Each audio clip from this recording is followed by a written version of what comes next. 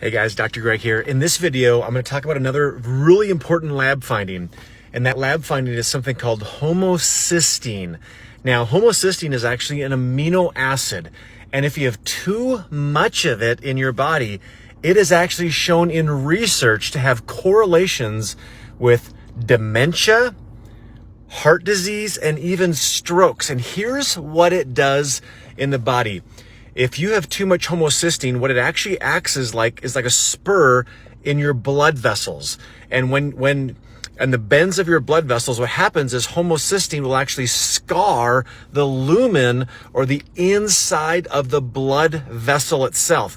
And then cholesterol comes and does its job. Now, this is the analogy that I've told patients now for almost 20 years. Let's say you've never seen a house fire before in your life, and you go down the road and you see a house fire and there's 3 fire trucks. You're like, interesting.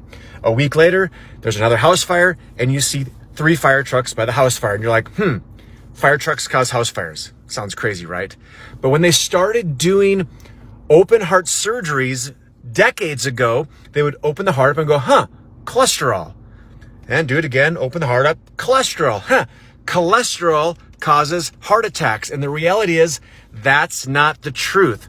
You see, homocysteine is one of the several inflammatory factors that comes in. So homocysteine scars the lumen of the vessel, and then cholesterol does its job, which is to patch the artery. Just like the firemen put out the fire, cholesterol patches the scarring of the lumen. So homocysteine. Now, typical Western medical ranges want you somewhere about 11 or less. Here's where functional medicine needs you, 7 or less. So homocysteine levels of 7 or less. Now, here's the reality.